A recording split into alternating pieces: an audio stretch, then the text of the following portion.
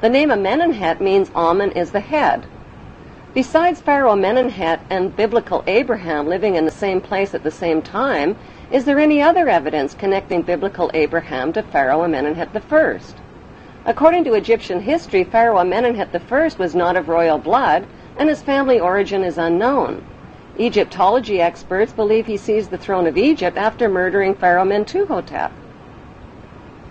In 1818, Antonio Lobolo made a revolutionary discovery that identified the biblical Abraham as an Egyptian pharaoh. During Lobolo's excavations in the Egyptian Valley of the Kings, he exhumed 11 Egyptian mummies along with rolls of papyri inscribed with hieroglyphic writings and drawings.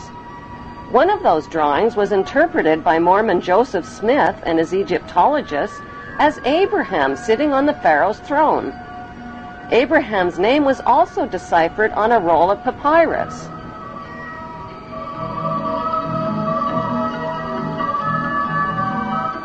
Joseph Smith published his controversial findings in the Book of Abraham in 1842 and was murdered 2 years later. Today, the only Egyptian pyramid tomb forbidden to the public is the tomb of Pharaoh Amenemhet I, who many researchers now believe is the biblical Abraham. Why have Egyptologists never found the remains of Pharaoh Amenemhet I or a biblical Abraham?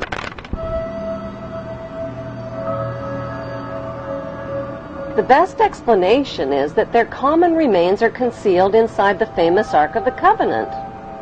The Hollywood movie Raiders of the Lost Ark was about the search for the lost Ark of the Covenant. According to the Bible story, the tablets of the 10 Commandments given to Moses by God were stored inside the Ark.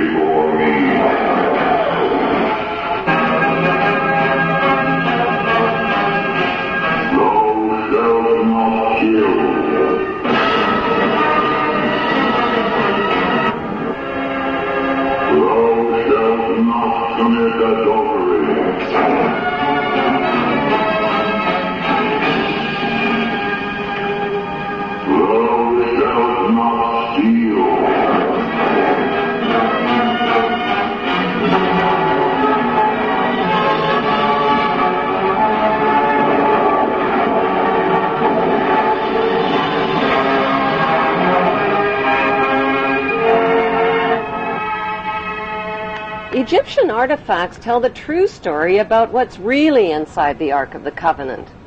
The Ark of the Covenant is, in fact, an Egyptian canopic chest, where the dried organs of royal kings and pharaohs were stored, not the 10 Commandments. Why did the Hebrews call their royal canopic chest the Ark of the Covenant? Because the name signifies the covenants or promises that God made with Abraham. Would the Hebrews carry the Ark of the Covenant into battle to kill and steal if it really contained commandments like, "Thou shalt not kill or steal"? The best explanation is that the Ark contained the remains of their ancestral leader who led them into battle. Biblical Hebrew rulers like King Solomon broke all of the commandments, just like today's rulers who make and break laws and commandments to exploit the obedient masses. The evidence shows that the ancestral patriarch of the Hebrew Jews is Amenemhet I, and that his biblical name is Abraham. Since Pharaoh Amenemhet worshipped the god Amen, are Amen and the biblical God the same God? Michelangelo's Vatican painting of God depicts God as an angry, bearded white man.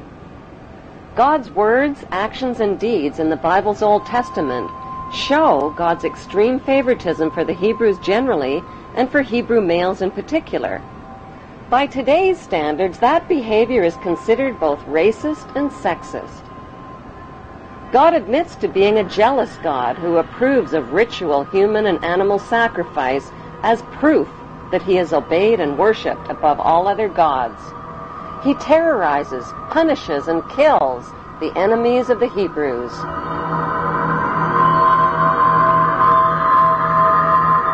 He uses his godly power to kill Egyptian children and spread plagues, famines, pestilence, and darkness.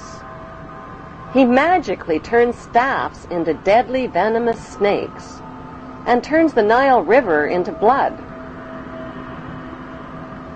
Like the biblical god, the god Amun-Ra also turns the Nile River into blood in the Egyptian myth of Hathor. The Bible God's opinion of humanity is that all human beings are sinful children who are all born into sin. Since his words and deeds describe an angry, violent, and jealous God, are the biblical God and the ancient Egyptian god Amun, whose name is repeated over and over in the Bible, one and the same God? What is an Egyptian pyramid and the eye of the Egyptian god Horus doing on the American $1 bill? Why have Washington, London, and the Vatican erected towering obelisk monuments honoring the pagan Egyptian god Amun-Ra? In the next Bible episode, Abraham's son Isaac, who Abraham almost stabbed to death, grows up to father twin boys named Jacob and Esau. A murderous rivalry develops between the twins, and Jacob flees to a place known today as Bethel in Israel. He lays his head down to rest on a large, smooth stone and dreams of a stairway reaching to heaven like a ladder. The stairway in Jacob's dream describes the step pyramids built by Egyptian pharaohs like ladders reaching to heaven. The symbolic stone where the Hebrew Jacob laid his head thousands of years ago in Bethel is alternately called the Stone of Jacob, the Stone of Destiny, and the Stone of Scone. Today, the symbolic stone can be found underneath the British throne chair on top of the symbolic step pyramid where the Queen and other British monarchs have been crowned. The battered oak coronation throne, on which every English monarch has been crowned, is built over the Stone of Scone. As the Bible story continues, God promises Jacob that a nation and a company of nations shall come from him, and kings will spring from him. Jacob marries two of his girl cousins and fathers 12 sons. As Jacob ages, Joseph becomes his favorite son, and Dan becomes his venomous son.